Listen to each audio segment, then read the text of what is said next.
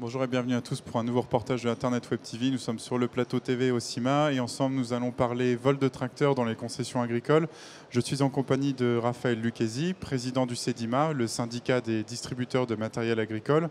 Monsieur Lucchesi, bonjour. Bonjour. Alors Ternet publié il y a un mois un chiffre, 300, c'est le nombre de tracteurs volés par an dans les concessions agricoles. Alors tout d'abord, est-ce que vous confirmez ce chiffre et quelle est la position du CEDIMA vis-à-vis de ce chiffre ? Ce chiffre n'est absolument pas discuté par le CEDIMA puisqu'il nous provient principalement de l'OCLDI, l'Office central de lutte contre la délinquance itinérante, donc organisme qui est en partie chapeauté par la gendarmerie nationale et nous n'avons aucune raison de le contester. Alors, on peut se poser la question, comment pouvons-nous lutter contre ces vols de tracteurs, d'autant plus que ce sont souvent des vols commis par des réseaux organisés ? Alors, ce sont des vols qui manifestement sont principalement constitués par des vols organisés venant de pays étrangers.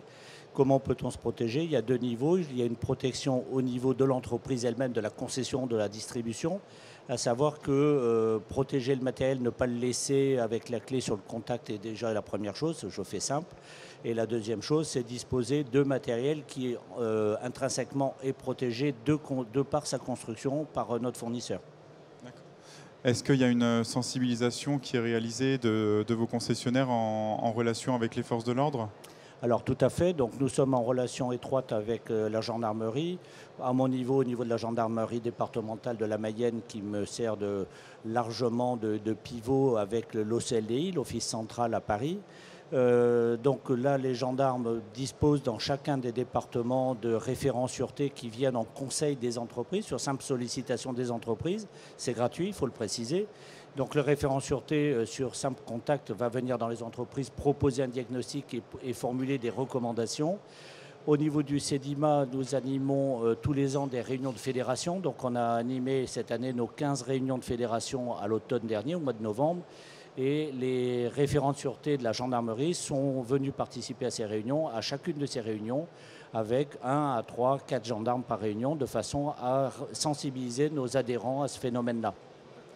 D'autant plus que l'une des clés, je dirais, pour lutter contre ces vols, c'est la réactivité, c'est bien ça ? Alors la question qui est soulevée, c'est la vitesse à laquelle les concessionnaires vont être alertés de la tentative de vol sur leur entreprise. La tentative, c'est déjà la première chose. Le vol, quand il est effectif, c'est s'assurer qu'il est bien validé, qu'il y a bien eu un effet sur l'entreprise. Et donc de façon à pouvoir alerter les gendarmes qui se mobiliseront instantanément pour venir constater et mettre en place tous les réseaux d'alerte qui leur permettront d'intercepter le voleur si celui-ci est encore pas trop loin. Est-ce que vous avez évalué le coût de la lutte contre les vols pour une concession ? Combien ça coûterait par an de respecter toutes les préconisations ? Alors le coût qui est approché, c'est-à-dire en termes de mise en place de barrières électroniques, de vidéosurveillance, etc., est avancé de l'ordre de 35 000 € par site, donc ce qui est très important. Une concession dispose en gros de 10 sites en moyenne. Il y en a des plus petites, il y en a des beaucoup plus grosses. Donc on voit tout de suite l'impact économique que ça peut représenter pour l'entreprise. Mais il faut aussi voir que 300 tracteurs volés à peu près par an, ça représente grosso modo 30 millions d'euros de chiffre. Donc c'est quand même extrêmement considérable et on ne peut pas en rester là.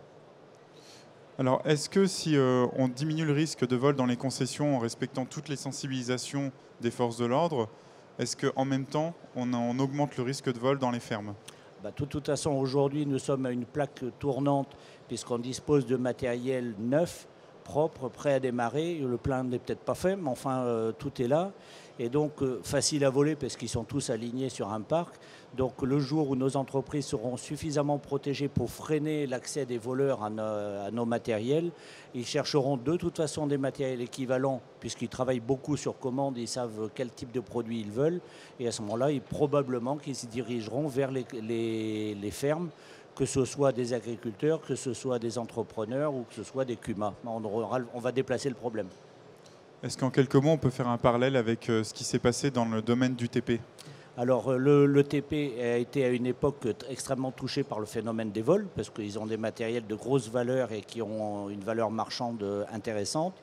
La profession s'est organisée d'une part en protégeant leur matériel avec des systèmes de géolocalisation et autres. Et ils ont des procédures de protection des matériels sur les gros chantiers. On pense à des chantiers type TGV, autoroute ou autre chose, où les matériels sont parqués la nuit, sont gardiennés, etc. Donc ces gens-là sont moins volés que nous maintenant. Et du coup, le vol s'est transporté dans le monde agricole. Raphaël Lucchesi, merci beaucoup. Je vous donne rendez-vous sur Internet dans notre série spéciale vol de tracteur pour avoir plus d'informations et les détails. Merci, à bientôt. Merci.